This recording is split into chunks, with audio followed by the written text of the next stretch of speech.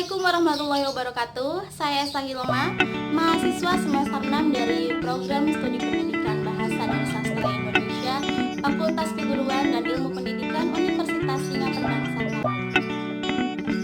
Pada kesempatan kali ini, saya akan sedikit membahas mengenai model pembelajaran sastra guna untuk memenuhi tugas mata kuliah metode pengajaran sastra pada semester. Model pembelajaran sastra yang akan saya bahas pada video kali ini adalah model pembelajaran Moody. Apa sih model Moody?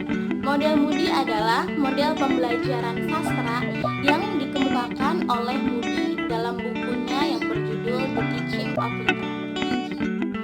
Ia mengajukan prinsip bahwa siswa harus mengalami langsung dalam berhubungan dengan karya sastra. Guru tidak boleh menjadi perantara pengalaman tersebut, melainkan guru harus berperan sebagai fasilitator siswa dalam menentukan pengalaman sastra. Pendekatan yang digunakan oleh Moody dalam pembelajaran sastra adalah pendekatan struktural.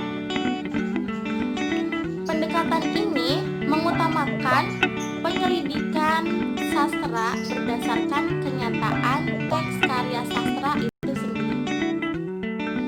Moody juga mengemukakan bahwa pengajaran sastra tidak diperkenankan untuk melupakan aspek bahasa, karena sastra merupakan seni kreatif yang menjadikan bahasa sebagai medium. Hal ini mengisyaratkan bahwa karya sastra adalah bentuk seni kreatif yang mempunyai struktur berupa teks-teks di dalamnya. Dengan demikian, model Moody masih dapat digunakan untuk menafsirkan karya-karya sastra berdasarkan struktur yang ada. Moody berpendapat bahwa pengalaman adalah segala sesuatu yang terjadi di dalam hidup.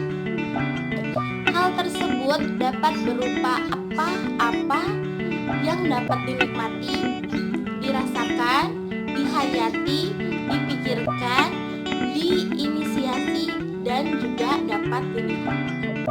Model pembelajaran ini dapat diterapkan di beberapa jenjang, termasuk dari mulai jenjang sekolah menengah pertama, sekolah menengah atas sampai perguruan tinggi.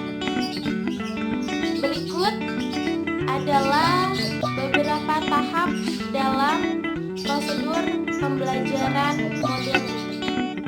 Tahap yang pertama yaitu tahap pelacakan pendahuluan.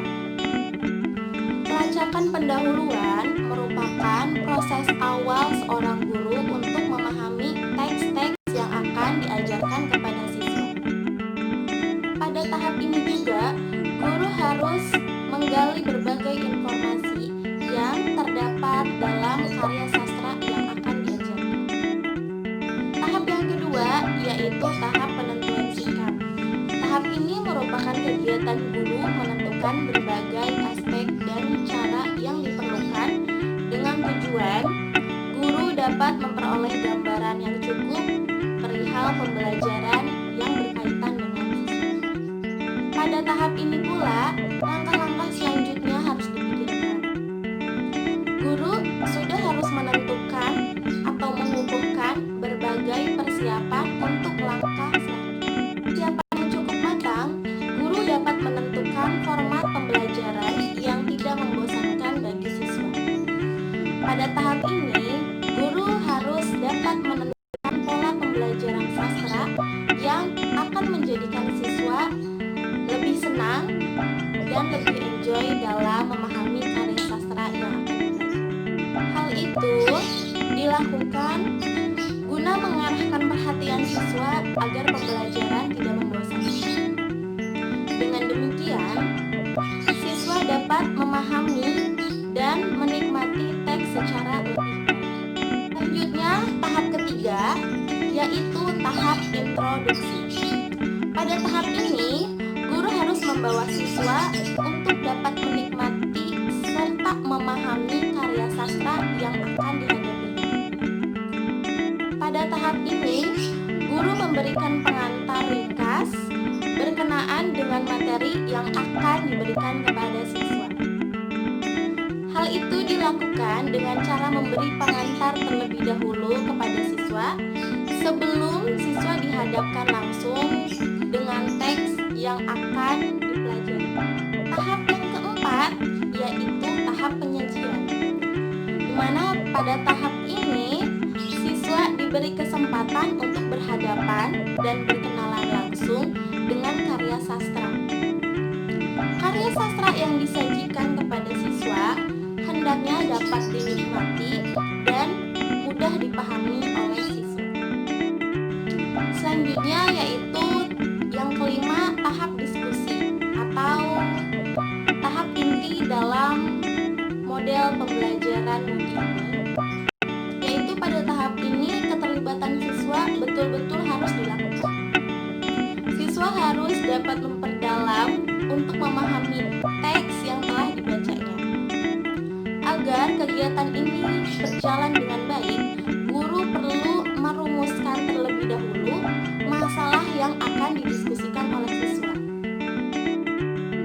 Hal-hal yang harus disampaikan pada tahap ini adalah hal-hal yang berkesinambungan dengan teks karya sastra yang akan guru berikan kepada siswa. Karena itu, pada tahap ini siswa diwajibkan untuk membaca karya sastra tersebut terlebih dahulu. Dengan demikian, ketersediaan teks karya sastra yang pokok dalam pembelajaran ini. Untuk permasalahan yang didiskusikan sangat tergantung dengan imajinasi guru. Hal itu dapat dilakukan dengan mengemukakan pertanyaan dari guru kepada siswa yang berkaitan dengan materi atau kemungkinan permasalahan yang muncul dari siswa itu sendiri. Tahap yang keenam yaitu tahap pengukuhan, di mana pada tahap ini diharapkan siswa memperoleh kesan yang mendalam. Hal itu guna menambah pengalaman yang dimilikinya berkaitan dengan karya sastra yang telah dipelajari. Dalam hal ini, guru berperan dalam memberikan penguatan materi yang perlu diketahui oleh siswa. Dengan demikian, siswa terdorong untuk lebih berkemampuan untuk memahami karya sastra serta memperoleh pengalaman-pengalaman dari karya sastra yang dipelajari. Selain itu juga, dalam model pembelajaran MUDI terdapat kelebihan dan kekurangan di dalamnya. Kelebihan dalam model pembelajaran MUDI ini yang pertama, dapat mengasah kemampuan siswa dalam berpikir secara kritis dan kreatif. Lalu kelebihan yang kedua dalam model pembelajaran MUDI ini adalah terjadinya interaksi multi arah antara pendidik dengan siswa, di mana pada model MUDI ini siswa dituntut untuk kritis dan kreatif dalam mengemukakan pendapatnya. Dan sebagai seorang pendidik, hendaknya ketika siswa memberikan pendapat mengenai puisi yang sudah dia baca, alangkah lebih baiknya guru tidak boleh menyalahkan pendapat yang sudah siswa katakan, karena biasanya puisi itu multitafsir. Selain itu, ada juga kelemahan dalam model pembelajaran MUDI ini, yaitu di mana guru harus bekerja ekstra untuk memanage dan menciptakan suasana yang lebih kondusif dan menyenangkan di dalam kelas.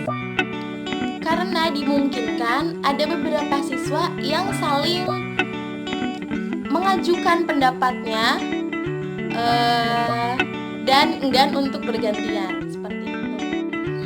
Demikian Demikianlah model pembelajaran yang dapat diambil dari model pembelajaran Moody dalam rangka meningkatkan gairah siswa dalam belajar sastra.